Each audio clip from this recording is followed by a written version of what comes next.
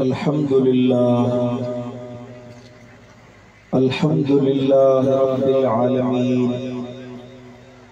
वल आक़िबतु लिल मुत्तक़ीन वस्सलातु वस्सलामु अला अशरफिल अंबिया'i वल मुरसलीन व अला आलिहि व अस्हाबिहि अजमईन। अशहदु अन ला इलाहा इल्लल्लाहु वहदहु ला शरीक लहु व अशहदु अन्ना मुहम्मदन अब्दुहु व रसूलुहु। अम्मा बअदु फ़अऊज़ु बिल्लाहि मिनश शैतानिर लईनिर रजीम। बिस्मिल्लाहिर रहमानिर रहीम। वस्बिर नफ्सक मअल्लज़ीन यदऊन रब्बहुम बिलग़दाति वल अशी युरीदून वजहहु वला तअदु ऐनाक अन्हुम तुरीदु ज़ीनतल हयातिद दुनिया वला तुतिअ मन अग़फ़लना क़ल्बहु अन ज़िक्रिना वत्तबअ हवाहु व कान अम्रुहु फ़ुरता। सदक़ल्लाहु मौलानल अलीयुल अज़ीम। इन्नल्लाह व मलाइकतहु युसल्लूना अलन नबी या अय्युहल्लज़ीना आमनू सल्लू अलैहि व सल्लिमू तस्लीमा। अल्लाहुम्मा सल्लि अला सय्यिदिना व सनदिना व मौलाना व मुर्शिदिना व मुनअमिना व मअवाना व मलजाना हबीबिना व तबीबिना व नूर कुलूबिना सय्यिदिना मुहम्मद व अला आलिहि व अस्हाबिहि व अज़वाजिहि व औलादिहि व इत्रतिहि व अहल बैतिहि अजमईन। मुझा प्यारे दोस्तों, बुजुर्गों, भाइयों, अल्लाह का दुआ है तरफ इंशाअल्लाह सभी के हिदायत नसीब फरमाए। चो आमीन। मदीने वाले साईं की सच्ची मोहब्बत नसीब फरमाए। महबूबन जी मोहब्बत में जारे इन्हीं मोहब्बत में शल मौत अता फरमाए। अल्लाह मालिक करीम का दुआ है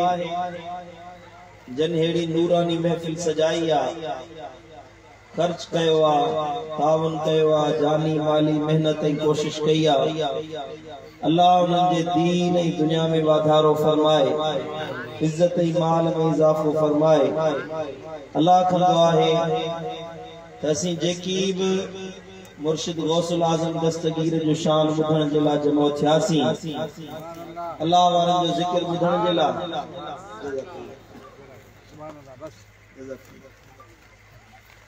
वलीअ जो ज़िक्र ॿुधण जे लाइ जमो थियासीं।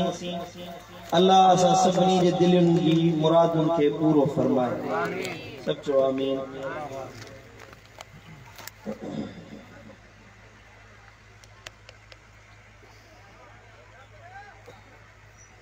कुछ नसीब आहिनि उहे बाना जन जो माल पैसो दीन जे कम में खर्च थींदो आहे। के गरीब मिस्कीन जी मदद करण जे लाइ, के साइल या मोहताज जी मदद करण जे लाइ बि खर्च थिए त भली ॻाल्हि आहे। कंहिंजी हली वञी मदद कजे, पंहिंजो माल के गरीब मिस्कीन खे ॾिजे, या भली ॻाल्हि आहे। पर पंहिंजे पैसे के हेड़ी नूरानी महफिल ते खर्च कजे जंहिंमां हेतिरा सवे माण्हू क़ुरान ॿुधी, दीन ॿुधी, इल्म सिखी ऐं वञी उन ते अमल कनि त इहो रुपयो रुपयो अजायो न आहे, बल्कि अल्लाह वटि मक़बूल ऐं मारूफ़ आहे। अल्लाह खां दुआ है जने न महफिल के सजायो आ, अल्लाह उन्हनि खे दुनिया ऐं आख़िरत जी नेमतुनि सां माला माल फरमाए। बिला तमीद फ़कीर पंहिंजी गुफ्तगू शुरू कंदो। तवज्जो तव्हां सभिनी जो मुंहुं फ़कीर ते आ। चुप थी विया कुरान तो फरमाए। अल्लाह जो पाक कलाम सूरत कहफ जी हिकड़ी मुबारक आयत में फ़कीर तिलावत कई। रब फरमायो वस्बिर नफ्सक मअल्लज़ीन यदऊन रब्बहुम बिलग़दाति वल अशी। बज़ाहिर अमर अल्लाह ताला मदीने वाले साईं के दिनों पर यो हुकुम पूरी कायनात जे हर मुसलमान जे लाए। रब फरमायो वस्बिर नफ्सक पंजो पाण खे उन्हनि माण्हुनि सां मिलाए छॾ, उन्हनि सां गॾु रहंदो कर। यदऊन रब्बहुम बिल गदाति वल अशी, जेके सुबुह जो ऐं शाम जो पंहिंजे रब खे पुकारींदा रहंदा आहिनि। युरीदून वजहू, उहे जेके सुबह जो शाम जो पंहिंजे अल्लाह जे दीदार खे तलब कंदा रहंदा आहिनि। वला तअदु ऐनाक अन्हुम, ए मुसलमान पंहिंजूं अखियूं उन्हनि खां न फेरा, पंहिंजूं नज़रूं उन्हनि खां न फेरा। तुरीदु ज़ीनतल हयात दुनिया, छा तू दुनियावी ज़ीनत चाही तो, जिंदगी जो सिंगारी चाही तो। वला तुति मन अगफलना क़ल्बहु अन ज़िक्रिना, कुरान तो फरमाए तो उन्हनि सां गॾिजी न वेहो जंहिंजे दिलुनि खे मूं अल्लाह पंहिंजे ज़िक्र खां गाफ़िल करे छॾियो आहे, पंहिंजे ज़िक्र खां दूर करे छॾियो आहे। वत्तबअ हवाहु, ऐं उहे जेके पंहिंजे ख्वाहिशात नफ्स जी पैरवी करण जे पोयां आहिनि, पंहिंजे ख्वाहिशात नफ्स जे कढ लॻण वारा आहिनि। वकान अमरुहु फुरता, उन जो मामलो हद खां डपियल आहे, तव्हां उन्हनि सां गॾु न वेहंदा कयो। ए हुयो इन मुबारक आयत जो तर्जुमो। हिन सगोरी आयत में अल्लाह ताला पंहिंजे वलियन जो शान बयान कयो, वलियन जो दर्जो बयान कयो, अल्लाह वारन जो मकाम बयान कयो, वलियन जी इज्जत अजमत ऐं उन जो दर्जो रब पंहिंजे लफ्ज़न में बयान कयो। उन सां गॾो गॾु असां उम्मत जे लाइ, असां आम इंसाननि जे लाइ भी अमर फरमायो अथई। वरी जो सुभान अल्लाह। पहिरियां रब फरमायो वस्बिर नफ्सक, ए दुनिया वारो तव्हांजी संगत, तव्हांजी सोहबत, तव्हांजी कचहरी, तव्हांजो साथ उन्हनि सां हुअणु घुर्जे जेके अल्लाह जे ज़िक्र करण वारा आहिनि, जेके रब खे पुकारण वारा आहिनि, जेके अल्लाह सां गॾु रहण वारा आहिनि, जिन खे रब पंहिंजी मईयत अता कई आहे, रब पंहिंजी महफिल अता कई आहे, अल्लाह पंहिंजो साथी बनायो आहे, अल्लाह उन्हनि खे पंहिंजो साथ अता कयो आहे। वस्बिर नफ्सक, पंहिंजो पाण खे उन्हनि सां मिलाए छॾियो। सुभान अल्लाह। संगत जो असर आहे पुट। अल्लाह तो फरमाए तव्हां के अल्लाह अल्लाह करण अगर नसीब न थियो आहे, तव्हां ज़ाकिर न बणिया आहियो, तव्हां वली न बणिया आहियो, तव्हां अल्लाह वारा न बणिया आहियो, तव्हां के विलायत जो ताज न मिलियो आहे, दिलगीर न थियो वलियन सां गॾिजी वेहो, तव्हां के बि क़ुर्ब इलाही नसीब थी वेंदो। उन्हनि जो दर्जो छा आहे? जो मुअल्लिमीन यदऊन रब्बहुम, जेके अल्लाह के पुकारींदा रहंदा आहिनि, रब के सॾींदा रहंदा आहिनि। यदऊन जमा जो सिगो आहे, दआ यदूमा वरतला, अदुआ लफ्ज़ इन जी हिकड़ी माना है पुकार, सॾण, पुकारण, सवाल करण, ॿी माना है गॾु वेहण, साथ हुअण, साम्हूं हुअण, आमो साम्हूं वेहण खे बि दुआ सॾिबो आहे। अल्लाह ताला हिते वलियन जो ज़िक्र कंदे फरमायो त ए इंसानो तव्हां उन्हनि सां गॾु वेहंदा कयो जेके यदऊन रब्बहुम, जेके पंहिंजे अल्लाह जी कचहरियुनि में वेठल आहिनि। अञा ज़ोर सां चओ सुभान अल्लाह। चलो वक्त जी गाल ना है, हिकड़े ॾींहं जी गाल ना है, लम्हे जी गाल ना है। उन्हनि जो पंहिंजे अल्लाह सां तअल्लुक़, उन्हनि जो पंहिंजे रब सां तअल्लुक़, उन्हनि जो पंहिंजे रब सां मिलाप वक्त ऐं घड़ीअ सां ना है, कलाक या ॿिनि कलाकनि जो मामलो ना है। अल्लाह वारा बिल गदात वल अशी, सुबुह हुजे तॾहिं बि रब वटि हूंदा आहिनि, शाम हुजे तॾहिं बि रब वटि हूंदा आहिनि। अञा ज़ोर सां चओ सुभान अल्लाह। सुभान अल्लाह। रब तो फरमाए युरीदून वजहू, पंजो अखियों उन्हनि खां न फेरा। हाँ, युरीदून वजहू, जेके हर वक्त पंहिंजे अल्लाह जी रज़ा चाहींदा आहिनि, रब जी रज़ा चाहण वारा आहिनि। युरीदून वजहू हिकु माना त इते रज़ा जी आ। मुफस्सिरन तफसीर करण वारनि चयो युरीदून इरादो कंदा आहिनि वजहू अल्लाह जी रज़ा जो,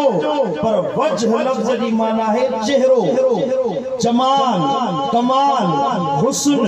बेमिसाल चेहरो, नूरानी मुखड़ो, वजहू अल्लाह जो कुरान तो फरमाए युरीदून वजहू, उन्हनि सां गॾिजी वियो जेके सुबुह जो शाम जो पंहिंजे अल्लाह जो चेहरो ॾिसंदा रहंदा आहिनि। का ॻाल्हि समझो था अलाए कोन था समझो? युरीदून वजहू उहे जेके इरादो कंदा आहिनि, चाहींदा आहिनि हर वक्त। हिकिड़ी त चाहत जी माना है, इरादे करण जी माना है, इरादो कयनि, चाहत कयनि, पर हिते इरादे जी माना न है। महज इरादो न कयो अथनि, बल्कि हे अल्लाह वारनि जो कमाल इहो आहे, अल्लाह वारनि जो दर्जो इहो आहे जो उहे अल्लाह ताला जो दीदार कंदा रहंदा आहिनि। अञा ज़ोर सां चओ सुभान अल्लाह। को माण्हू वलियनि खे ईअं न सम्झे, हे चए थो त वलियनि खे मरी विया माज़अल्लाह, मिटी थी विया, क़ब्र में पइजी विया, छो था दस्तगीर खे सॼो, छो था पीराने पीर खे सॼो, कहिड़ो दर्जो आहे उन्हनि जो। अलियाज़ु बिल्लाह, वलियनि वटि को पावर न आहे, को इख्तियार न आहे, वलियनि वटि माज़अल्लाह का कुवत न आहे, हरगिज़ न। मिठा अल्लाह वारनि खां अल्लाह जे कुरान चयो आहे रब अहिड़ी कुवत ॾिनी आहे जो उन्हनि जूं अखियूं रब जो दीदार कंदियूं रहंदियूं आहिनि। ओ जे दीदार इलाही दे मूसा कलीमुल्लाह रुनो पे, मूसा कलीम दुआओं पे घुरियो त रब्बे अरिनी अंजुर इलैक, मौला दीदार करा, हिजाब हटा। मूसा के दीदार न थियो, पर मूसा कलीमुल्लाह का बाद में मुझो महबूब आयो, मदीने वारो साईं आयो, मदीने वारे के त अल्लाह दीदार कयो करायो, महबूब जे ला त हिजाब हटाया, पर महबूब का बाद में जेका उम्मत ईंदी वई, जेके उम्मती आया, तन के अल्लाह दीदार कराईंदो वञे थो। वरी जो सुभान अल्लाह, सुभान अल्लाह। हज़रत ख्वाजा मोहम्मद ज़मान नुआरी शरीफ वारा, नुआरी शरीफ बदीन का हेठ नुआरी शरीफ ख्वाजा मोहम्मद ज़मान, सिंध जो अजीम हस्ती, सिंध जी अजीम हस्ती हज़रत ख्वाजा मोहम्मद ज़मान नुआरी शरीफ भिटाई साईं न्यापो कयो, शाह अब्दुल लतीफ भिटाई रहमतुल्लाह अलैह, हज़रत ख्वाजा मोहम्मद ज़मान नुआरी वारा ने न्यापो कयो त क़िबला वो जो अल्लाह जो हबीब मेराज ते वियो हुयो, तवज्जो चाहींदो सदा तव्हांजो, ध्यान मुड़िया तव्हां सभिनी जो। ख्वाजा मोहम्मद ज़मान हज़रत भिटाई घोट रहमतुल्लाह अलैह न्यापो कयो क़िबला जेको अल्लाह ताला सां कचहरी करण जे लाइ महबूब मेराज ते विया हुया, छा उहो दर बंद आहे, दर खुलियल आहे? वलियन जा अंदाज़ ॾिसो न। असां दुनिया जो पुछंदासीं अबा फार्म कीअं हलाइबो, दुकान कीअं हलाइबो, हे फिलाणो वापार कीअं कबो, फिलाणे वापार में केतिरो फ़ाइदो आहे, हिन वापार में केतिरो फ़ाइदो आहे। वलियन जी कचहरी इहा आहे त रब सां दीदार करण वारा रस्ता खुलियल आहिनि या बंदि आहिनि। वरी जो सुभान अल्लाह। ख्वाजा साहब न्यापो कयो भिटाई साईं ॿुधायो क़िबला उहो दर जो महबूब मेराज ते विया हुया, सो बंदि थी वियो या खुलियल आहे? ख्वाजा मोहम्मद ज़मान नुआरी वारनि न्यापो कयो त भिटाई ईअं नाहे, बगदाद शहर में खलीफे के दरिया जे पार उखड़णो हुयो, पोइ उन पंहिंजे लाइ हिकिड़ी पुल ठहराई, मोरी ठहराई फुरात नदीअ ते, उन दरिया जे मथां पुल ठहराई त मां मटिया सफ़र कया त अच वञ रखा। बादशाह त उन तां मटे वियो, उन तां वज़ीर बि मटनि पिया, मुशीर बि हलनि पिया, पुल जे मथां बादशाह खलीफ़ो त गुज़री वियो, उन जा वज़ीर नौकर चाकर उहे उहे त वञनि पिया पर उहा सॼे शहर बगदाद वारनि जे लाइ फ़ाइदो थी वियो जो सभई उन तां पुल तां पार उकरनि पिया। बिटाई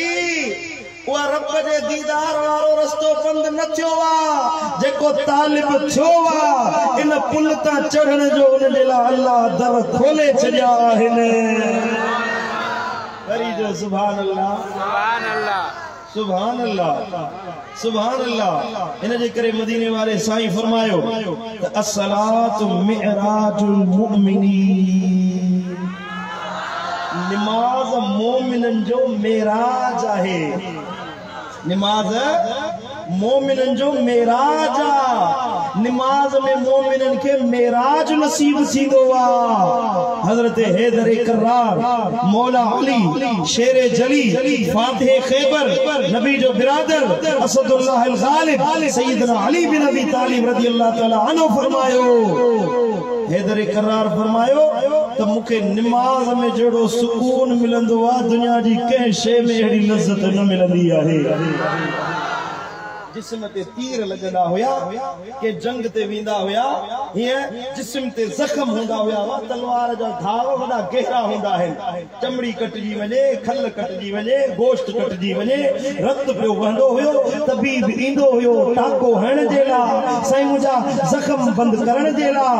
रत बीहंदो न हुयो, साईं खे अज़ियत पहुचंदी हुई और फरमाईंदा हुया सब्र कयो मां नमाज़ पढ़ां। पर नमाज़ पढ़ण शुरू कंदा हुया तबीब मलम पट्टी करे वठंदो हुयो, टाका हणी वठंदो हुयो, साईं मुंहिंजा जख्म बंद थी वेंदा हुया। अली खे ख़बर कोन पवंदी हुई, चेहरे ते दर्द जा आसार नज़र कोन ईंदा हुया। अर्ज़ कयो क़िबला इन नमाज़ में छा आहे जो तव्हांखे दर्द जो एहसास नथो थिए। मुंहिंजे मौला फरमायो जॾहिं असां नमाज़ पढ़ंदा आहियूं मालिक जो दीदार कंदा आहियूं। सुभान अल्लाह का गाल समझो था कि न कोना समझो। सुभान अल्लाह। हजरत सैयदना जिब्रील अमीन मदीने वाले साईं वटि आयो। सही बुखारी सही मुस्लिम शरीफ जी हदीस आ। हजरत फारूक आजम उमर फारूक रज़ी अल्लाह ताला अन्हु रिवायत करण वारो आ। फरमाए तो हिकिड़ो माण्हू वॾी सुहिणी सूरत हुजे, नौजवान हुजे, कारा गुंगरियाला वार कुल्हे ते पिया पवनस ऐं साईं मुंहिंजा जिस्म ते अच्छा कपड़ा विधल हुयसि। अॻु कॾहिं असां मदीने में उनखे न ॾिठो हुयोसीं। अजनबी हुयो, नओं माण्हू हुयो, अॻु मदीने में असां न ॾिठो हुयोसीं। पर साईं जन वटि आयो त उनजे चेहरे ते सफ़र जा आसार बि न हुया। माण्हू सफ़र तां अचे, पुराणे ज़माने में घोड़नि ऊठनि जा सफ़र थींदा हुया, मिटी मुंहं में पई हुजे, धूड़ हुजे, कपिड़ा मेरा हुजनि, अहिड़ो सफ़र जो असर बि उनजे जिस्म ते नज़र न पियो अचे। आयो असां कचहरी में वेठा हुयासीं, मदीने वारे साईं खे अचे सलाम, अस्सलामु अलैकुम वरहमतुल्लाह। साईं करीमन जवाब ॾिनसि, आयो अचे महबूबन करीमन सां गोॾा गोॾनि में मिलाए गोॾा भञी पोइ वेठो। अर्ज़ की या रसूल अल्लाह मुंहिंजा महबूब ॿुधायो इस्लाम छा आहे। साईं करीमन जवाब ॾिनसि, फरमाइनि त कलमा तय्यब पढ़जे, नमाज़ रोज़ो हज ज़कात इस्लाम आहिनि। अर्ज़ की या रसूल अल्लाह ईमान छा आहे। महबूबन ईमान ॿुधायुसि त आमनतु बिल्लाहि व मलाइकतिही व कुतुबिही व रुसुलिही वल यौमिल आखिर खैरिही व शर्रिही मिनल्लाहि तआला वल बास बादल मौत। इन्हनि शयुनि खे ईमान आणण इहो सही मुंहिंजो ईमान आहे। माना अल्लाह ते ईमान आणे, मलाइकन ते ईमान आणे, रसूलन ते ईमान आणे, किताबन ते ईमान आणे, क़यामत जे ॾिहाड़े ते ईमान आणे, मरी वरी जेरे थियण ते ईमान आणजे, ऐं चङी या मठी तक़दीर अल्लाह जे हथ में आहे, इन खे सॾिबो आहे ईमान। वरी हबीबन खे अर्ज़ कई या रसूल अल्लाह एहसान छा आहे। समझ में अचे थी या रसूल अल्लाह एहसान छा खे चइबो आहे। साईं करीमन फरमायो एहसान इहो आहे जो इबादत इन हाल में कर जो तू अल्लाह खे ॾिसी रहियो आहीं। इबादत इएं कर, नमाज इएं पढ़, साईं मुंहिंजा नफ़िल इएं पढ़, तहज्जुद इएं पढ़ जो इबादत करी इएं भाई त मां अल्लाह खे ॾिसी रहियो आहियां। हेरे तवज्जो कयो वदा हेरे तवज्जो कयो अर्ज के या रसूल अल्लाह जे ये अदा नसीब न थे त हबीबन करीमन फरमायो त घट में घट इयो सोचो त अल्लाह असा के दिसी रहो आहे या बुदून अल्लाह का अन्नक तरा ये इबादत कयो जड़ तवा अल्लाह के दिसी रहा हो भला जे इया आदत नसीब न थी इयो महसूस कयो त असा के अल्लाह दिसी रहो आहे यो है ऐसा वो मानू बटे सवाल करे क़यामत जी निशानी पूछा करे हलियो वियो बाहर हलियो वियो कुछ वक्त जो हजरत सैयदना उमर फारूक फरमाया तो मां को ने कढ कढ वियो पोया विस दिसा केर मानू सुभान अल्लाह जो और सल्लल्लाहु अलैहि या अल्लाह भली करे सल्लल्लाहु अलैहि या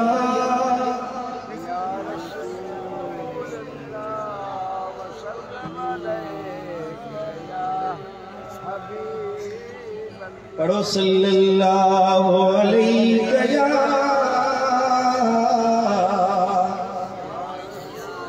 रसूल अल्लाह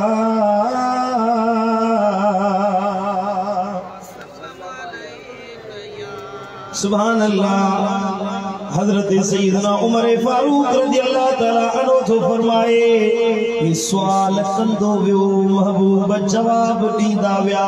तो हर जवाब ॾियण खां बाद में वो माण्हू पियो चवे या रसूल अल्लाह तो सच चयो तो हक़ चयो आहे असा के अजब लगो हैरत लगी अजीब मानू सवाल करे तो वरी उन जी तस्दीक पान तो करे जण अगे खबर हुयस अगे इन गाल के जाने पियो असा के हैरत लगी अजब वरतो अजीब मानू सवाल करे तो उन जी तस्दीक करे तो सुभान अल्लाह सवाल करे वापस मोटियो उमर सईद फरमाए मां को कढ लगो सांस पोया वियो सांस त ॾिसा केर इंसान अल्लाहु अकबर मस्जिद नबवी जे दर मां निकतो उमर साईं तो चवे मुझे अखियुनि खां ओठल थी वियो आहे मां वापस महबूबन वटायो लजपाल नबी वट जे पहुतस साईं करीम सल्लल्लाहु अलैहि वसल्लम फरमायो उमर सुना तू यो केर हुयो क्या तू यो केर हुयो खबर थई यो केर हुयो असा अर्ज कयो या रसूल अल्लाह अजीब मानू हुयो सवाल वो कई पे वरी जवाब जी तस्दीक में पाण पे कई वियो नज़रुल खां ओझल थी वियो खबर कोन पई केर हुयो या रसूल अल्लाह बुधायो इन जी माजरा छा है नबी सही फरमायो उमर यो जिब्रील हुयो जेको तवा के दीन सेखारण जे लाइ आयो हुयो करी जो सुभान अल्लाह जिब्रील बणींदो सैयद जी सलामीअ ते फलकन ता अचन फौजूं गोहर जी गुलामीअ ले मेलो अमतल हर दम हर वार मदीने में मोहब्बत वारन के दीदार मदीने में सुभान अल्लाह इनमें जको जिब्रील अमीन दिया मशहूर हदीस सियासत जे तकरीबन सभनी किताब में बयान थियला मुस्नद अहमद बिन हंबल जेके सऊदी अरब वाला पांजो इमाम मलिदा इमाम अहमद बिन हंबल उन पांजी मुस्नद में या हदीस सही आंदिया इबादत अल्लाह जी ये कयो तजण तवा अल्लाह के ॾिसी रहा आयो तवा जो अखियूं रब के ॾिसन पियो नमाज ये पढ़ो जण तवा अल्लाह के ॾिसो छा बंदगी ये कयो जण तवा अल्लाह के ॾिसी रहा आयो इबादत इन हाल में कयो इन्ही शे जी तस्दीक कुरान जी हिन आयत कई तो उन्हनि सां गॾिजी वियो उन्हनि वलियनि जे साथ में सलाल जी वञो जंहिंजा क़ुरान चयो युरीदून वजहहू जेके सुबुह जो शाम जो पंहिंजे अल्लाह जो दीदार कंदा रहंदा आहिनि वरी जो सुभान अल्लाह इन जाय ते अची अहले बातिन ऐं साईं जा ज़ाहिरी उलूम वारनि में तफरीक थींदी आहे जुदाई थींदी आहे हिकिड़ा रुॻी ज़ाहिर ॾिसंदा आहिनि चवंदा आहिनि न आहे ज़ाहिर पर इन जाय ते युरीदून वजहहू वारी जाय ते हिते अचे ख़बर पवंदी आहे त रुॻी ज़ाहिर नाहे पर बातिन में बि के अल्लाह वॾा इसरार रखाया है सुभान अल्लाह जेके अल्लाह जो दीदार कर उन्हनि खे दुनिया जी कहिड़ी परवाह जेके रब जो दीदार कनि वॾे में वॾी नेमत इहा आहे न माण्हू अमल कंदा क़यामत जो ॾिहाड़ो थींदो हशर जो मैदान हूंदो सॼे राज जा माण्हू उते जमा हूंदा आदम खां वठी आख़िरी इंसान ताईं हिकड़ा माण्हू जन्नत में वेंदा हिकड़ा माण्हू दोज़ख में वेंदा पर हिकड़ा माण्हू विच महशर में बीठा हूंदा रब फरमाईंदो वञो जन्नत में बीठा हूंदा वेंदा कोन जन्नत में अर्ज़ कयो वेंदो हा अल्लाह जो हुकुम थींदो हलो जन्नत में हे माण्हू अर्ज़ कंदा मुंहिंजा मौला मुंहिंजा करीम रब असां निमाज़ूं इन जे लाइ न पढ़ियूं हुयूं त असांखे हूरूं ॾे असां रोज़ा इन जे लाइ न रखिया हुया त असांखे जन्नत जा महल ॾे असांखे जन्नत जूं माड़ियूं ॾे बंगला ॾे मुंहिंजा मौला असां इबादत इन जे लाइ न कई हुई असांखे जन्नत जा इनाम ॾे रब पुछा करो पुछो इबादत कई हुई उहे चवंदा मुंहिंजा मौला असां इबादत इन जे लाइ कई हुई त जीअं तुंहिंजो दीदार करे सघूं वरी जो सुभान अल्लाह सुभान अल्लाह हजरत सैयदना मुर्शिदना गौसुल आज़म पीराने पीर दस्तगीर महबूब सुभानी गौस समदानी शहबाज ला मकानी कंदील नूरानी मुर्शिदी अब्दुल कादिर जीलानी हसनी हुसैनी सब जो रज़ी अल्लाह ताला अन्हु वरदा मुझे मुर्शिद गौसुल आज़म फरमायो मुझी एड़ी रात नहीं जंहिंमें अल्लाह जी कचहरी नसीब नथी हुजे सुभान अल्लाह तो उहे अल्लाह जी कचहरी में पहुता तो रब उन्हनि खे मरण खां बाद में भी जिंदा हयात करे छॾियो आहे अल्लाह जे कुरान फरमायो फज़कुरूनी अज़कुरकुम तव्हां मूंखे याद कयो मां तव्हांखे याद कयां अल्लाह तवज्जो जो नुक्तो जी बयान तो कया मां अल्लाह जे कुरान फरमायो तव्हां मूंखे याद कयो मां रब तव्हांखे याद कया तव्हां मुंहिंजो ज़िक्र कयो मां तव्हांजो ज़िक्र कया इन ही आयत जे तफसीर में सही मुस्लिम सुनन इब्न माजा में हदीस मदीने वाले साईं फरमायो त रब तो फरमाए ओ बना तू पंहिंजे यारनि दोस्तनि सां गॾु वेही मुंहिंजो ज़िक्र कर मां अल्लाह मलाइकनि सां गॾिजी वेही तुंहिंजो ज़िक्र कंदो आहियां बाना तू अकेलायुनि में वेही तू तन्हायुनि में वेही रातनि खां लिकी रात जे अंधेरनि में तू अल्लाह जो ज़िक्र कर मूं रब जी बंदगी कर मूं अल्लाह जे ज़िक्र में तन्हा थी वे मां अल्लाह वरी अर्शे मुअल्ला ते अकेलो वेही तू पाने खे याद कंदो आहियां सुभान अल्लाह अल्लाह ताला कदीमा सदाइया हर इंसान के फना है हर मानू फानिया मानू जी उम्र को 10 साल को 20 साल को 50 साल को 60 साल को 80 साल हेडी वडी में फिलहाल में 100 साल वारो कोन हूंदो आए को 80 वारो खुदा करे हुजे ये ना 100 वारो नजर नहीं दई सजे गोठ में को हिकड़ो मानू 100 वारो हुजे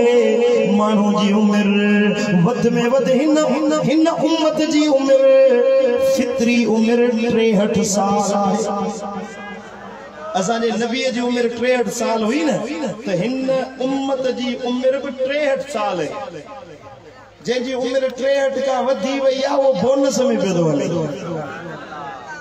या अल्लाह जी इनायत तो जाने इस्तिगफार शुरू करे केडी मल मौत अची सके तो यो बोनस है अल्लाह जी इनायत जो ना वधिक हयाती नहीं है बस रब जेका हयाती दे सा पाजे जिक्र वारी फिक्र वारी हयाती अता फरमा समझो था या जिंदगी फितरी जिंदगी 63 साल है पर अल्लाह सदाई हुयो सदाई मौजूद रहंदो जदे कुछ न हुयो तदे रब हुयो जदे कुछ न हुंदो तदे अल्लाह हुंदो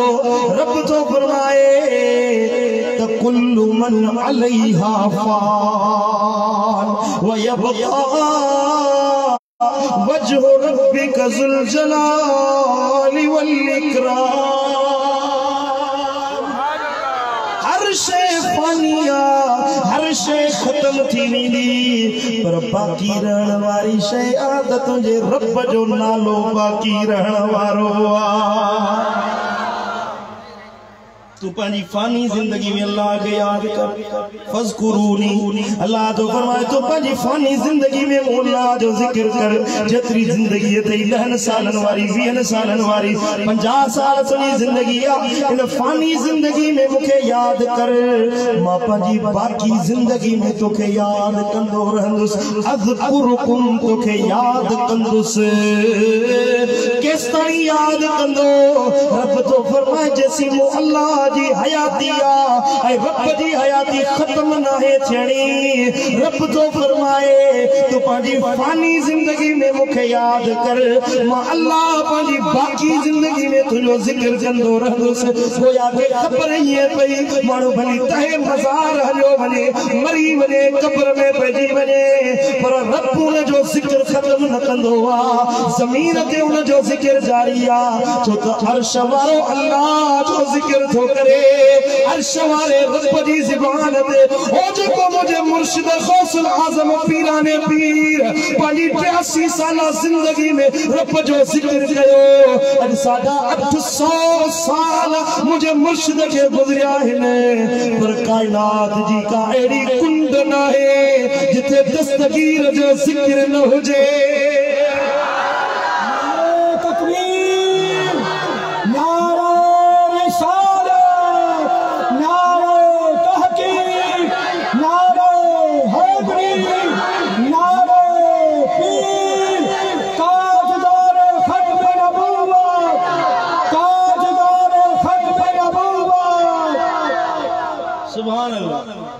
समझ में आई का जाल ले कौन आई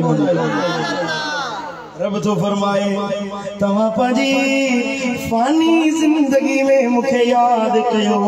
मां अल्लाह ताके पाजी बाकी जिंदगी में हयात दई चलींदुस सुभान अल्लाह वो वली सगोरो भली कब्र में पेजी वने वो जाकिर बानो वो अल्लाह के याद करण वारो बानो भली कब्र में पवे तदे भी जिंदा होंदो अजे को चवे तो मरी विया मिट्टी में मिली विया हाने जिंदगी खत्म थी वई चौथा सही मुजा सजो चौथा यारियो कयो चौथा दस्तगीर जो लंगर कयो केड़ो फायदो आए कि ना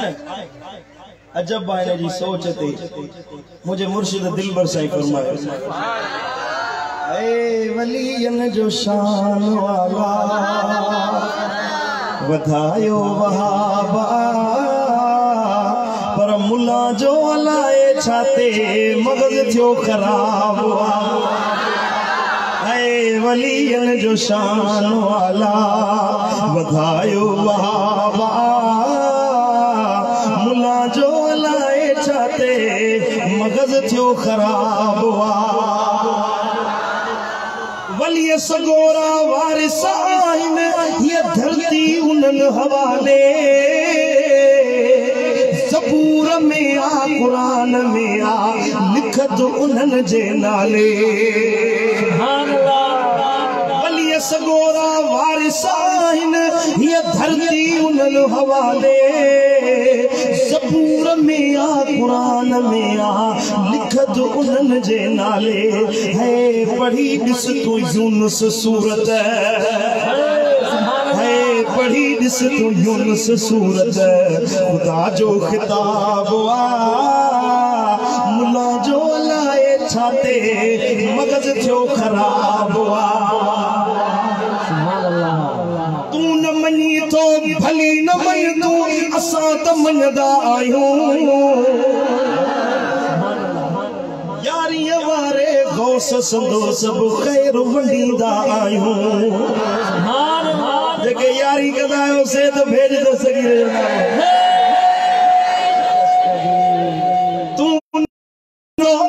भली न मन तू असा त मनदा आयूं यारी वारे गौस संदो सब खैर वडीदा आयूं है दिल पर साईं ते कावड़ कन था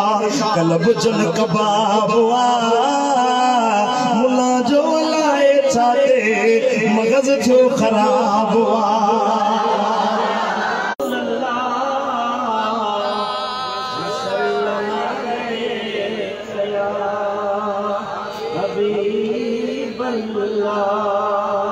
सुनन तिरमिज़ी शरीफ में हदीस है सुनन बहकी में इमाम बहकी रहमतुल्लाह अलैहि रिवायत दिया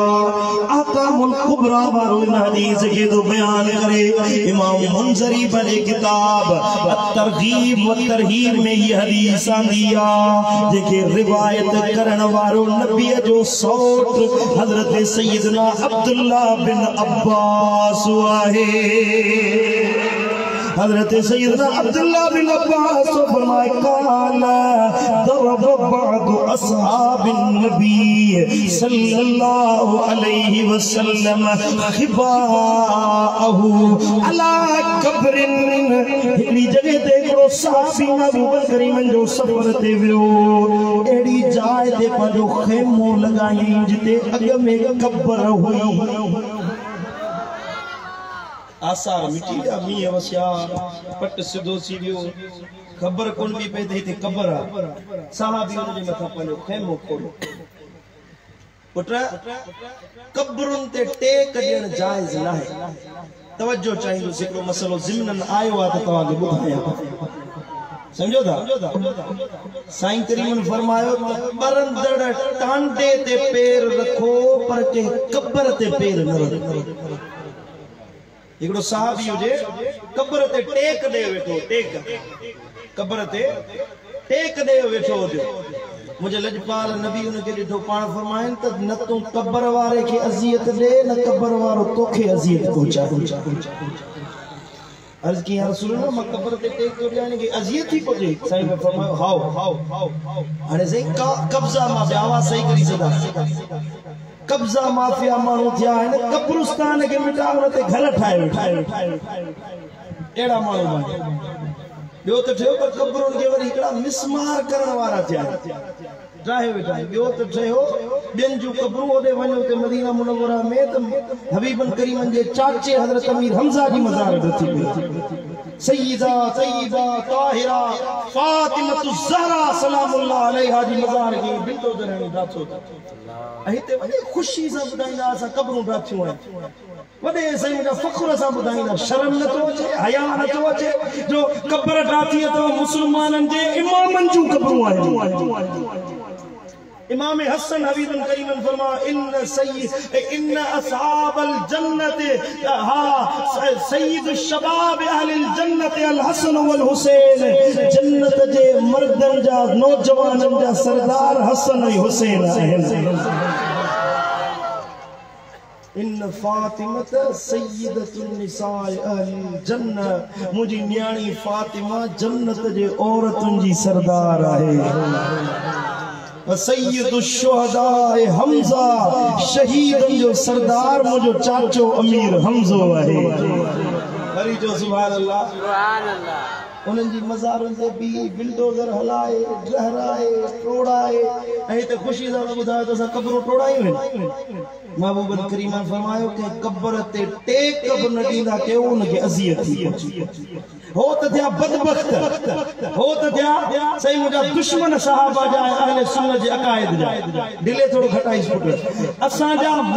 सही अक़ीदे वारा सुन्नी क़ब्रिस्तान में वञनि था पोइ उन्हनि जो हाल ॾिस। कलंदर जी क़बर ते वञनि था, भिटाई जी मज़ार ते वञनि था, आसे पासे में क़बरूं कोन्हनि के वञी निहार ते क़बरुनि जे मथां बिस्तरा विछायो सुता पिया आहिनि। असांजा सुन्नी सुन्नी चवनि था सुन्नी आहियूं, क़बरुनि जे मथां टेक ॾायो ते ठीका टेक नथी मिले त क़बर ते टेक ॾेई पोइ वेठा आहियूं। इहो हराम हराम हराम पुट।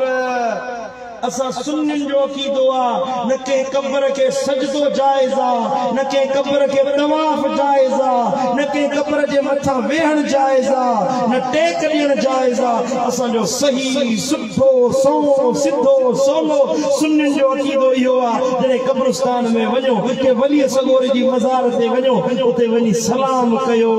अस्सलामु अलैकुम या दार कौम मुमिनीन। सलाम जेको मदीने वारे साईं सेखारियो सो सलाम करे दुआ घुरो, पंहिंजा मतलब रब जो हुजूर में पेश करे वरी वलियन जे दरबार मां पोइ पेरो वापस मोटो त इहो पिराए खटे पो वापस ईंदो आहे। वरी जो सुभान अल्लाह। समझ में अचे थी गाल के न कोन थी अचे बा अमल कबो इन गाल ते के न कोन कबो इंशाअल्लाह। सुन्नियुनि जो मां जिम्मेदार माण्हू थी तो गाल कयां। सुन्नियुनि जी स्टेज आहे असां जो अक़ीदो के क़बर के तवाफ करण जो न आहे, के क़बर के सजदे करण जो न आहे, न असां क़बर वारे खां घुरंदा आहियूं। असां इहे चवंदा आहियूं मौला दस्तगीर तुंहिंजो प्यारो बानो थे इन जे सदके पुटड़ा अता फरमा। सुभान अल्लाह। असांजो वसीलो हिन वब्तगू इलैहिल वसीला जंहिंजे लाइ क़ुरान फरमायो त उन रब ॾेखो वसीलो तलाश कयो। असांजे लाइ त वॾे में वॾो वसीलो मुंहिंजो मुर्शिद गौसुल आज़म पीराने पीर दस्तगीर आहे। चओ सुभान अल्लाह। ऐं असांजो अक़ीदो आहे त दस्तगीर अहिड़ो वसीलो आहे जो ॿुॾल बेड़ा बि तारे ॾेखारींदो आहे, मुर्दा बि जहिड़ा करे उथारींदो आहे, ॾुख बि लाहे ॾेखारींदो आहे, रब जे हुकुम सां इमदाद जे लाइ बि ईंदो आहे, मुरीद जी मदद बि कंदो आहे त सार बि लहंदो आहे। सॾे न चवे मदद कर मूं निमाणीअ जी ओ मिठा महबूब सुबहानी करे वार बेगाणीअ जी ओ अची रस जवान जीलानी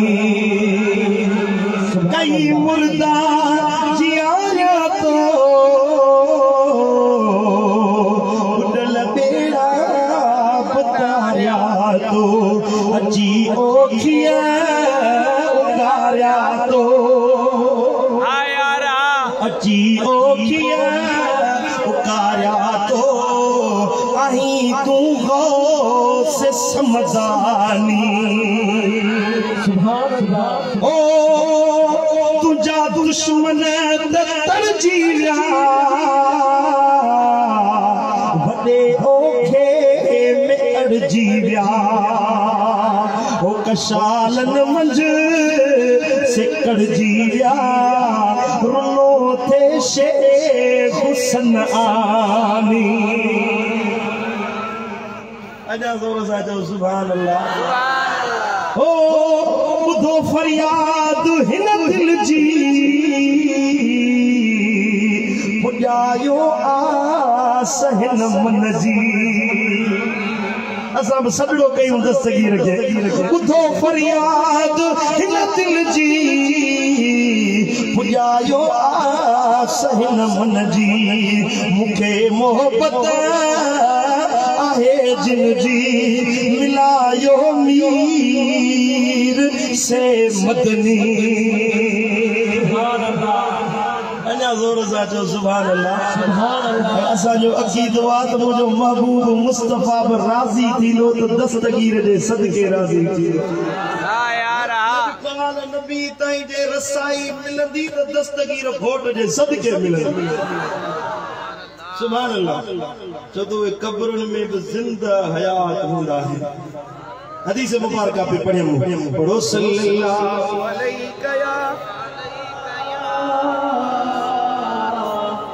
या रसूल अल्लाह वसल्लम अलैका या तिरमिज़ी शरीफ की हदीस हजरत इब्न अब्बास वारी पे पढ़े सहाबी हिकड़ी जाय ते आयो खैमो हई उते का कब्र हुई ने के खबर कोन रात जो पहर थियो हजरत वो सहाबी ये बैठो हुयो तई बुधई को इंसान यक़रा सूरत तबारकल्लज़ी बियदिहिल मुल्क व हुवा अला कुल्लि शैइन क़दीर रात जो वक्त हुयो साहबी पंहिंजे खेमे में सुतला अचानक खेमे में के सूरत तबारक पढ़ण जो आवाज ॿुधई को सूरत मुल्क थो पढ़े पियो साहबी कन ला तो गौर जो कई त पूरी सूरत तबारक ॿुधंदो वियो पर उसे पासे में को पढ़ण वारो नज़र न आयो कोई नज़र न आयो हे साहबी ॿिए ॾींहं ते महबूब करीम जे ख़िदमत में आयो फ़ातन नबी सल्लल्लाहु अलैहि वसल्लम साईं करीम वटि आयो आहे अर्ज़ कई या रसूल अल्लाह इन्नी दरबतु खिबाई अला क़ब्रिन व अना ला अहसिब अन्नहु क़ब्रुन या रसूल अल्लाह हिकड़ी क़ब्र ते मूंखे मोहयो मूंखे ख़बर न हुई त को खेमो आ फइज़ा फीहि इंसानुन यक़रा सूर तबारकल मलिक मुंहिंजा महबूब ॿुधो न क़ब्र मां सूरत मुल्क जो आवाज पियो अचे फ़क़ाल रसूलुल्लाह सल्लल्लाहु अलैहि वसल्लम हिय मानिअतो हियल मुंजियतो तुंजी मिन अज़ाबिल क़ब्र मुझे नबी फरमायो जेको तबार सूरत पढ़े या तबार सूरत या सूरत रोकण वारी या अज़ाबन के जहन्नम का निजात ॾियारण वारी या सूरत क़ब्र जे अज़ाब खां बचाईंदी आहे मानो रोजानो इशा नमाज का बाद में सूरत तबारक पढ़े सूरत मुल्क पढ़े उनके कब्र में अज़ाब न थींदो तो कब्र जो अज़ाब हक़ कब्र जो अज़ाब हकीकत का हक़ ये न भायो तो कब्र में वेंदासीं तो बस मरी वेंदासीं खबर ही कोन पवंदी इहो अक़ीदो आहे जेको तहरियो तबको आ कम्युनिस्ट जेको अल्लाह खे नथो मञे चवंदा मरी वेंदासीं बस ख़त्म थींदासीं को सिलो न बचंदो का शइ न बचंदी न जन्नत भी है दोज़ख भी है ना माने मर के देख मरंदे ते ख़बर पवंदी समझो था कि न पवंदा समझो कब्र में माण्हू पवंदो उते वरी नई जिंदगी शुरू थींदी आहे हिकड़न जो ताल्लुक ज़मीन तां ख़त्म थी वेंदो आहे ज़मीन वारन सां उन्हनि जो ताल्लुक टुटी वेंदो आहे पर बरज़ख में उन्हनि जी ज़िंदगी हूंदी आहे हिकड़ा इंसान अहिड़ा हूंदा आहिनि जेके मरंदा आहिनि वरी बि उन्हनि जो ताल्लुक ज़मीन वारन सां जुड़ियल हूंदो आहे उहे आम इंसान न हूंदा उहे अल्लाह जा कामिल वली हूंदा आहिनि को अहले नज़र हुजे को अखियुनि वारो हुजे वो उन्हनि कब्रनि वारनि ते नूर नाज़िल थींदे ॾिसंदो आहे ॿी जगह ते सुनन अबी दाऊद शरीफ जी हदीस मक़ासिदुल हसना में भी रिवायत अचे थी हज़रत सय्यदा आयशा सिद्दीक़ा रज़ियल्लाहु तआला अन्हा थी फरमाए तलम्मा मातन नजाशी कुन्ना नतहद्दसु अन्नहु ला यज़ालु युरा अला कब्रिही नूर हाणे थकजी पिया आहियो मुंहिंजे ख्याल में थका हुजो त किबला साईं खे चओ त दुआ घुरनि हाणे हा अञा 50 मिंट थिया आहिनि 20 मिनट अञा तकरीर कंदुसि।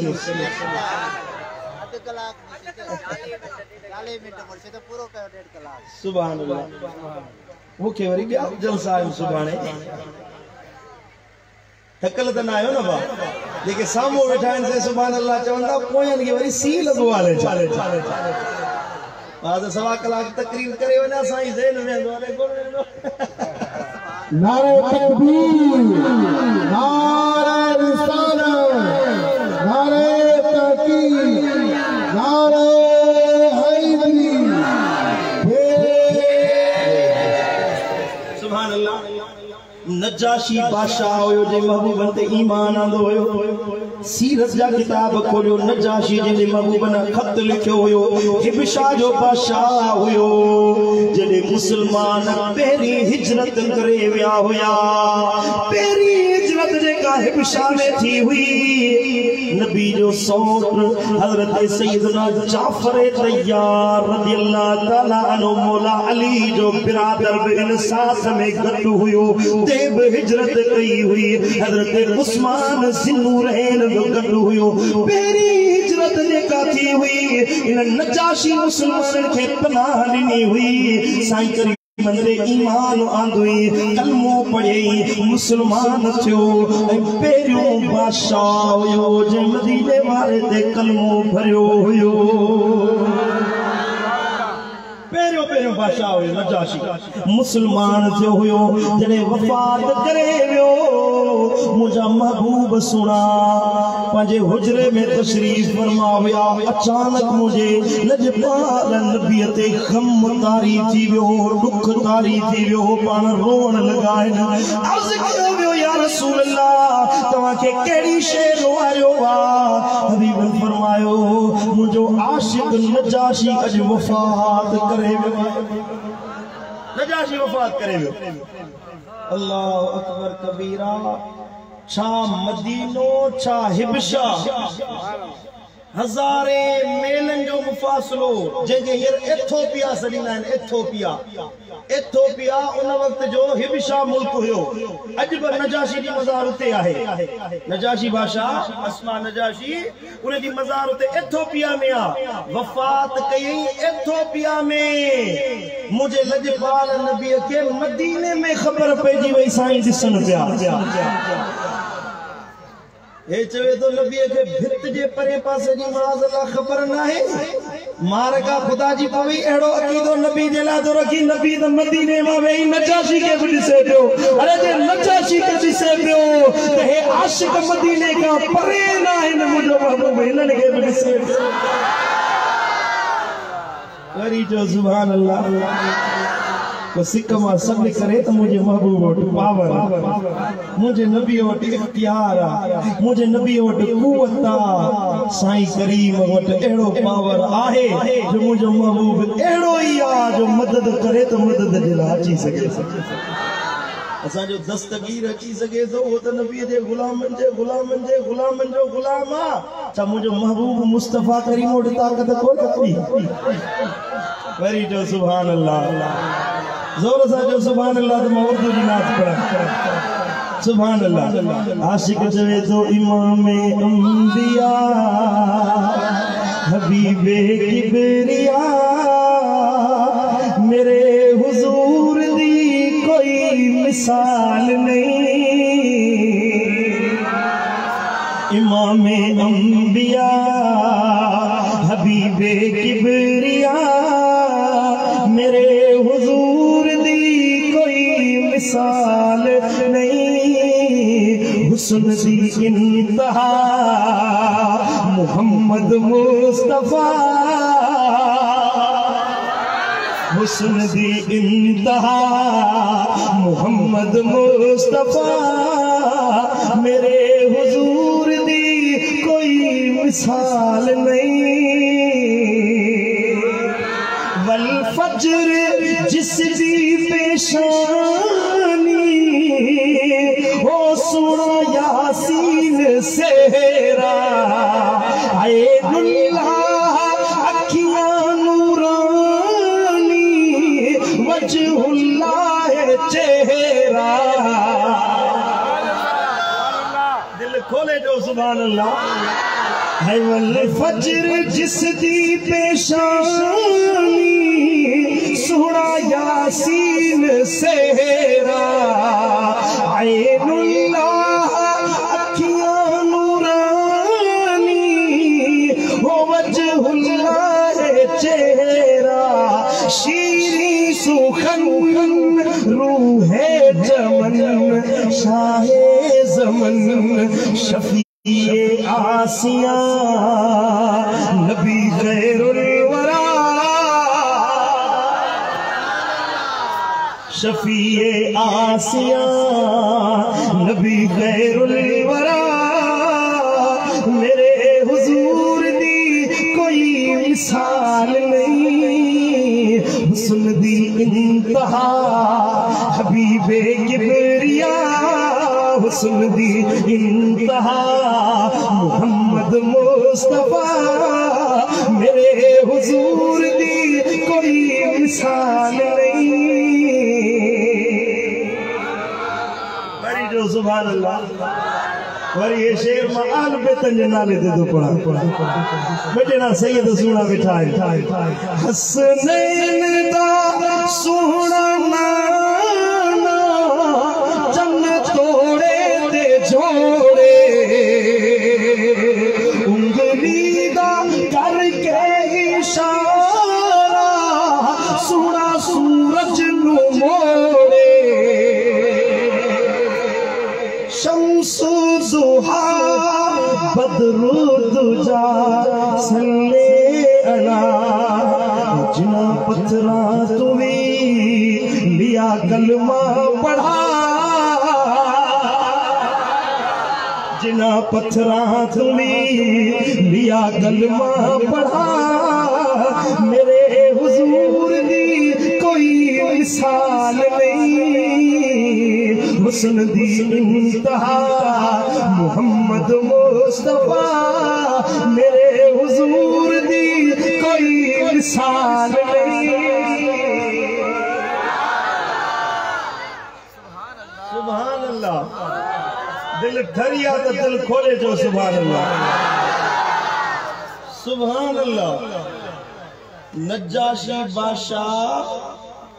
उत्ते नजाशी हिबशा में वफात कई मुझे महबूब मदीने में दिसल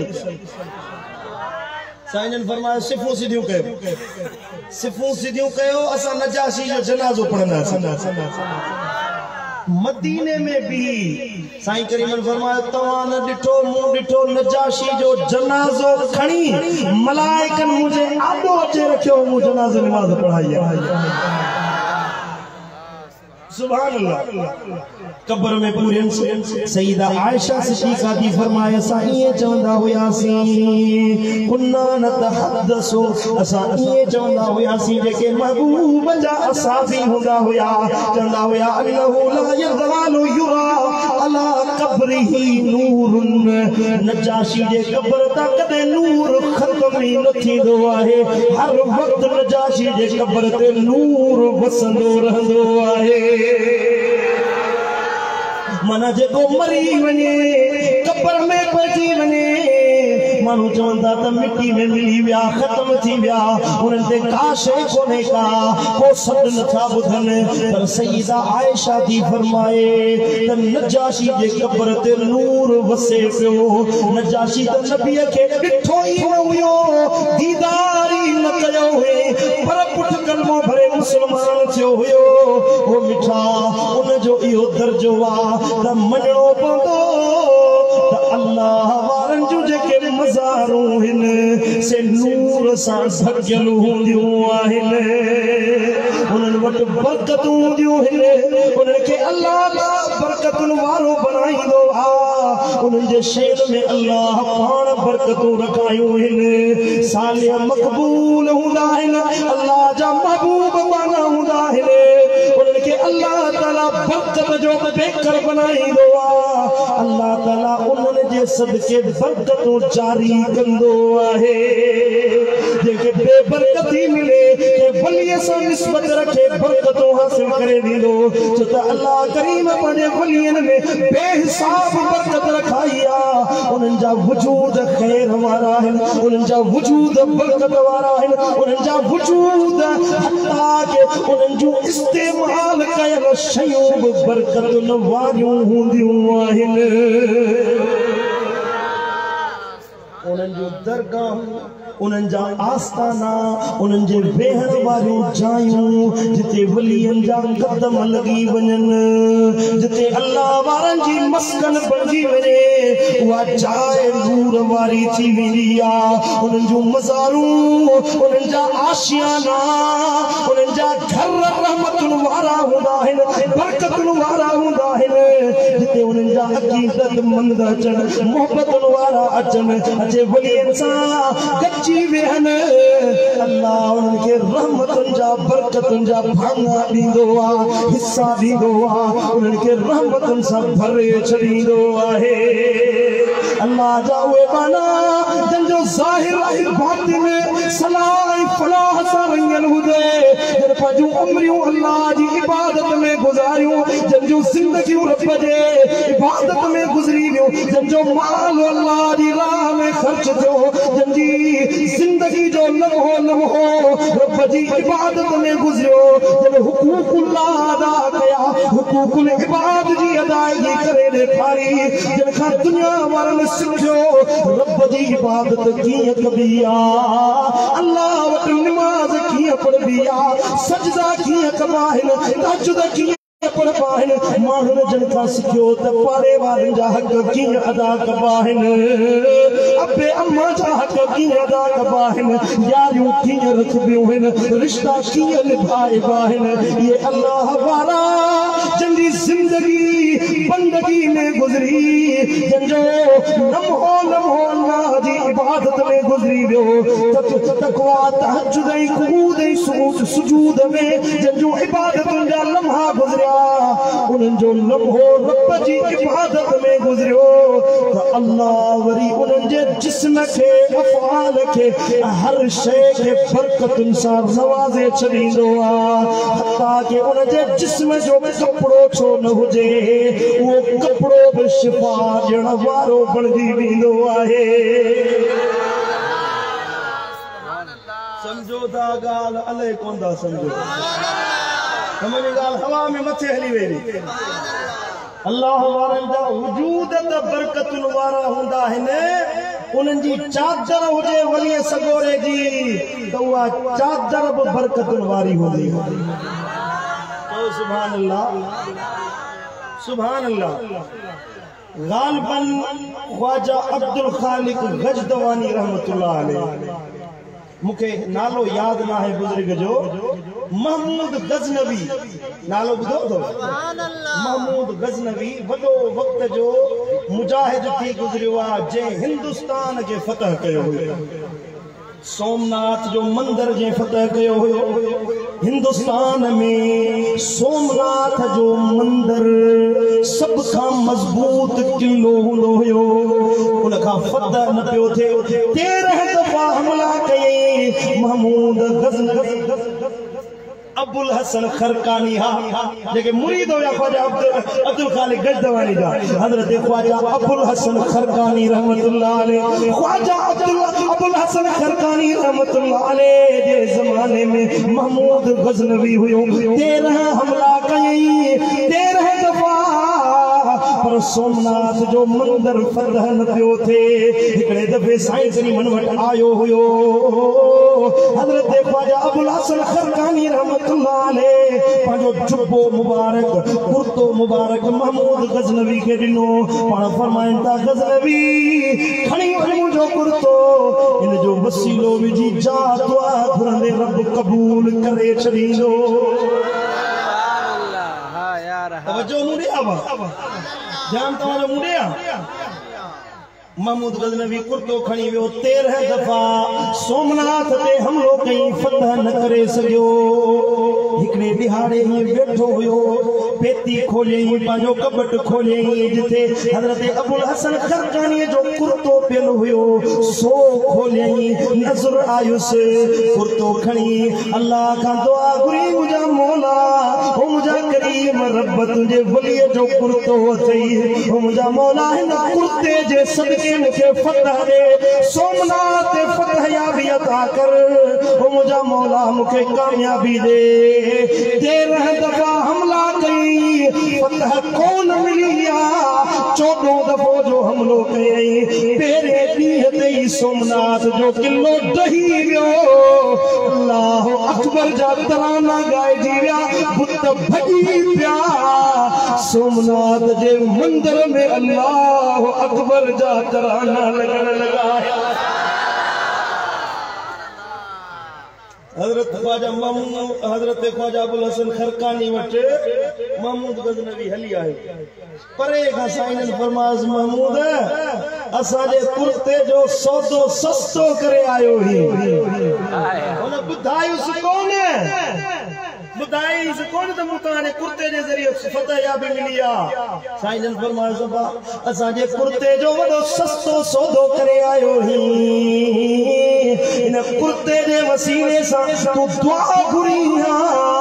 अल्लाह पूरी दुनिया तुझे कदमन जे हेठा रखे छड़े हा सजी दुनिया जी बादशाही तोखे देई छड़े हा अरे जो सुभान अल्लाह पढ़ो सल्लल्लाहु अलैहि या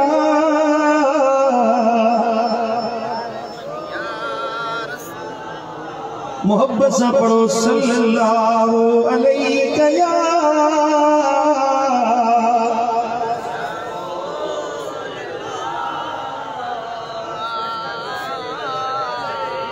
सुभान अल्लाह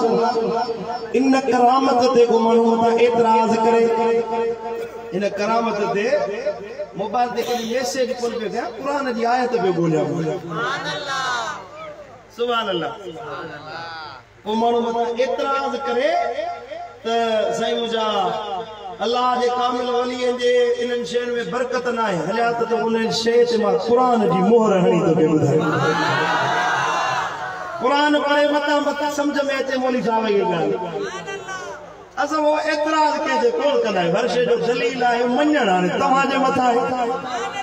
बई रास्ता खुलियल अथव एक रस्तो अथव हे अल्लाह वारनि जी मोहब्बत वारो रस्तो अथव तवा जी मर्जी आ जड़े पासे वञो सुभान अल्लाह हजरत यूसुफ अलैहिस्सलाम नंढो हुयो भायर ने खणी खूह में किरायो खूह मां निकतो मिस्र जे बाजार में विकाणो हलंदे हलंदे कैद खाने में पियो आजादी मिली अल्लाह ताला अजीज मिस्र बनायो मिस्र जी बादशाही हजरत सैयदना यूसुफ अलैहिस्सलाम के अता कई वई आहे ओ भायर आया किसो तो बुधो उनो बुजुर्गन का मुख्तसर में पाजे मतलब जी गाल करनी है भायर आया वक्त गुजरियो ओए भायरा जे कदम में गिरया भायर का पुछा के ए मुझा भायर बुधायो मुझे अब्बे जो छा हाला मुझे बाबे साईं जो केड़ो हाला चयो तो ओ यूसुफ बाबा साईं तुझे इश्क में एडो रुनो है एतरो रुनो है जो उनके अखियुनि के आडो पर्दा जी विया आहिनि ॾिसी नथा सघनि हज़रत याकूब अलैहिस्सलाम तुझे फिराक में एतरो रुनो आहे हज़रत सैयदना यूसुफ अलैहिस्सलाम पंहिंजो कुर्तो खणी ॾिनो आहे जुब्बो मुबारक खणी ॾिनो आहे फरमाए थो इज़हबू बिकमीसी हाज़ा फअल्क़ू अला वजह अबी यअत बसीरा दिल खोले चो सुभान अल्लाह सुभान अल्लाह अल्लाह ताला जे नबी चन त इज़हबू बिकमीसी हाज़ा ये मुझी कमीस खणी वञो मुझो कुर्तो खणी वञो अबा मिस्र जो बादशाह हुयो उन वक्त में वॾे में वॾी तहज़ीब तारीख़ लिखे थी तारीख़ दानन खे पढ़ो जेके पुराणियूं अज़ीम तहज़ीबूं आहिनि जिन में इराक जी तहज़ीब आहे सिंध जी तहज़ीब मिले थी ठी मिस्र जी तहज़ीब मिले थी पुराणी में पुराणी सिंध जी तहज़ीब आहे सिंध खां बाद में इराक जी तहज़ीब आहे इराक खां बाद में कायनात दुनिया में सब खां पुरानी तहज़ीब मिस्र जी अजीम तरीन तहज़ीब डॉक्टर भी हुआ हकीम भी हुआ वैद भी हुआ तबीब भी हुआ हजरत यूसुफ अलैहिस्सलाम चाहे तबीब मोकले अखियुनि जो मुआलिज मोकले इलाज करण जे लाइ चे तो मुझी कमीज खणी वञो जिते तबीब जवाब ॾियनि उते अल्लाह जे प्यारनि बाननि जा तबरुकात फ़ाइदो ॾींदा आहिनि वरी जो सुभान अल्लाह चई त हे खणी वञो कमीज मुंहिंजे बाबे जे अखियुनि ते हणो त याद बसीरा आतुन भी आलिम मजमई आई वञो सॼे घर वारनि खे वठी अचजो सभई आया हज़रत सय्यदना याकूब अलैहिस्सलाम जे लाइ कुर्तो खणी निकिता त याकूब चयो त अजिदो रीह यूसुफ मूंखे यूसुफ जी खुशबू अची रही आहे केनी खुशबू थी अचे मिस्र मां निकिता हो कनान में वेठो हुयो फलस्तीन में कनान में मिस्र में अस्कंदरिया में उतां हलिया आहिनि हिते खुशबू पई अचे माना वलियनि खे हिक ॿिए जी सुरहाण परे खां ईंदी रहंदी आहे माइटनि चयो रिश्तेदारनि चयोसि त बाबा तूं फइन्नी तल्लाहि फ़क़ालू तल्लाहि इन्नक लफ़ी दलालिकल क़दीम तू पुराने फिराक में मुब्तला है ये ना है यूसुफ वफ़ात करे वियो यूसुफ कब्र में वञी पियो फलम्मा अनजा अल बशीर अलकाहु अला वजहिही ओ खुशखबरी खणी अचण वारा अल्लाह जे लफ्ज़न ते गौर कयो हो कमीज खणी पिया अचनि हिते रब फरमायो फलम्मा अनजाल बशीर बिशारत खणी अचण वारा आया गोया के हज़रत यूसुफ जे कुर्ते खे अल्लाह बिशारत सां ताबीर फरमायो त इहो कुर्तो नाहे बख़्त वारनि जे लाइ माण्हुनि जे लाइ बिशारत आहे जॾहिं हज़रत यूसुफ जो कुर्तो अलकाओ अला वजहिही हज़रत याकूब जे चेहरे ते लगायो वियो त फरतद बसीरा याकूब जूं अखियूं रोशन थी वियूं आहिनि अजब वाला वाह हैरत आ न दस्तगीर पीरा ने पीर जो बेड़ो वाकियो चे सुभान अल्लाह पर हिते वरी अजब निरालो कानून दस्तगीर पीरा ने पीर वरी सखावत बोड़ी यार सुभान अल्लाह साईं जन जो कुर्तो चोरी करण जे लाइ चोर आयो हज़रत पीरा ने पीर 70,000 दिरहमन जो कुर्तो पाईंदा हुआ सुभान अल्लाह 70,000 दिरहमन जो अल्लाह वारो हुजे त ख़बर तो पवे राजे के तो वली सगोरो अचे तो धज सां हुकूमत कई हुई मुझे मुर्शिद दस्तगीर चओ सुभान अल्लाह हाने को अल्लाह वारो को सुठो कपड़ो पाए सुठी गाड़ी दे एतरा अल्लाह वारा को गाड़ी ते चढ़ंदा आहिनि एड़ा भला कपड़ा पाईंदा आहिनि असां दस्तगीर जा मुरीद आहियूं दस्तगीर जे सदके रब दे पियो असां इंजॉय जिंदगी के तोखे कड़ी तकलीफ दी दे हां यार अम्मा भी नेमत रब्बिक फहदिस अल्लाह नेमत दे तो जो इजहार कयो दस्तगीर जे सदके रब खाराए पियो असां खाऊं पिया तोखे तकलीफ जो जो सुभान अल्लाह साईं जन कुर्तो पाईंदा हुआ उनके हेड के बीड़ा हो ना बीड़ा सब सोन जा लगल हुंदा हां यार हक असा जो उस्ताद साहब किबला खादिम हुसैन रिजवी नवरल्लाह मरकदो सबक पढ़ाईंदा हुया और फरमाईंदा त हीना पुत्रा थी ना लो हा यार असां फकीर माण्हू आहियूं सूफी आहियूं इहे न थियो अल्लाह तव्हां खे दे नवाज़े तो पाण ते इज़हार कयो साईं फरमाईंदा हुया त प्रादो वठो उन तां लहो काटन जो वॻो पातल हुजे भली नबी जे दुश्मननि खे ख़बर पए त आशिक़ रसूल कीअं थो अचे पियो धॼ सां हुकूमत कयो हाय हाय हाय कुर्बान वञा इन नसीहतुनि तां वाक़ई धॼ सां हुकूमत करे वियो ख़ादिम हुसैन वाक़ई धॼ सां राज करे वियो वींदे वींदे में धॼ ॾेखारे वियो राज खे ख़बर पवे त दुनिया ते हुकूमत सुजन जी आहे या रसूल अल्लाह लब्बैक लब्बैक लब्बैक या रसूल अल्लाह लब्बैक लब्बैक लब्बैक या रसूल ताजदारे खत्म नबूवत ताजदारे खत्म नबूवत ताजदारे खत्म नबूवत असांखे उते लाहौर में पढ़ंदा हुआसीं न लाहौर में उता जेको जे ओमली साहब गाड़ी कायो ईंदा पिया रेड़ो कायो ईंदा पिया सॼो इलाइक़ो भरियल हुयो त अचे मौलवी ओमली साहब रस्ते तां परे थी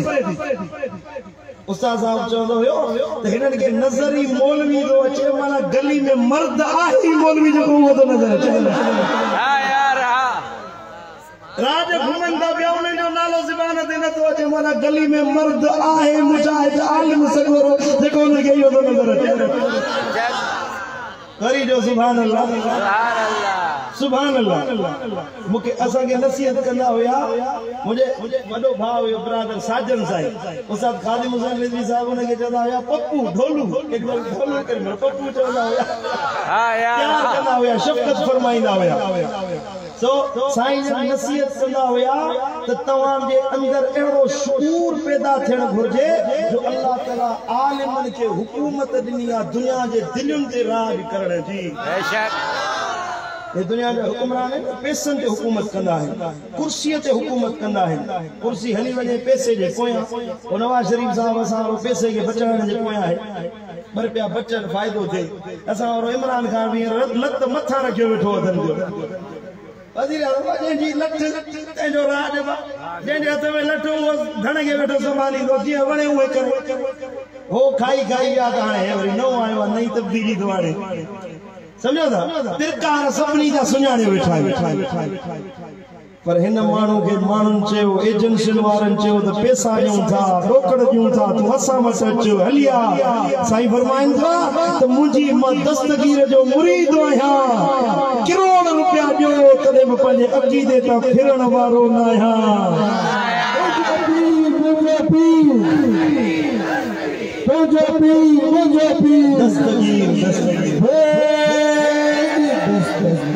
सुभान अल्लाह अल्लाह ताला पुट नतीजा जनाज़न में इए कोन ॾेखारींदो आहे दिलियूं साफ़ हुजनि त कर्म थींदा वींदे वींदे मज़ार में ॿुधायो वियो त ॾिसो सुस्तियूं न कयो काहिलियूं न कयो तव्हां रुॻी सुजाग थियो सुन्नी सुजाग थियो त हिकिड़े ॾींहं में सॼे पाकिस्तान खे बदिलाए सघो हाओ कि न ग़लत हो चवां सबक ॾेई वियो कि न कोन ॾेई वियो तव्हां पंहिंजे अक़ीदनि ते मज़बूत थियो पुट पंहिंजे नज़रियात ते मज़बूत थियो समझो था कि नज़रिये तहत ज़िंदगी गुज़ारियो नज़रियो असांजो सुन्नियुनि जो ज़िंदा नज़रियो आहे असांजा नज़रिया जेके आले सुन्नत वारा आहिनि ज़िंदा नज़रिया आहिनि ऐं असांजे नज़रियात जी पासबानी करण वारो असांजो मुर्शिद गौसुल आज़म दस्तगीर आहे दस्तगीर जे ज़ेरे साया हलण वारा आहियूं असां पुट निंढड़ कान आहियूं असां निंढड़ कान आहियूं को माण्हू अचे खुर उन्हनि खां थींदी आहे ज़ुल्म उन्हनि ते थींदा आहिनि जंहिंजो को ॿाहिरि वसीलो न हुजे जंहिंजो को पुठ न हुजे जंहिंजो से मुंहिंजा को चवण वारो न हुजे जंहिंजो को ॿाहिरि वसीलो न हुजे असां सुन्नी बेवसीला बेवाहा न आहियूं असांजो मददगार बगदाद वारो घोट मुर्शिद जीलानी आहे करी जो सुभान अल्लाह सुभान अल्लाह मुझे मुर्शिद दिल पर सही फरमायो जीलानी जीलानी मुर्शिद मुझो जीलानी सुभान अल्लाह जीलानी जीलानी मुर्शिद मुझो जीलानी आशिक अब्दुल कादिर जो मां आशिक अब्दुल कादिर जो मां और रहबर मुझो नूरानी तवा गॾिजी चवरायो भला हिकिड़ो दफ़ो जीलानी जीलानी मुर्शिद मुझो जीलानी जेको जीलानीअ जो मुरीद आहे सो गॾिजी चवराए जीलानी मां चुप थो कयां तव्हां पिया ॻाल्हायो जीलानी हथ मथे खणी जीलानी जीलानी आशिक आया मां अब्दुल कादिर जो पीर मुझो नूरानी जीलानी जीलानी मुर्शिद मुझो जीलानी यारियां वारो यारो अची वियो हर दिल जो दिलदारो अची वियो यारियां वारो यारो अची वियो हर दिल जो दिलदार अची वियो दर्द लथा थी आसानी दर्द लथा थी आसानी जीलानी आ जीलानी जीलानी आ जीलानी जीलानी जीलानी मुर्शिद मुझो जीलानी अल्लाह ताला मुझो चवण तव्हां जो ॿुधण पंहिंजी बारगाह अक़दस में क़बूल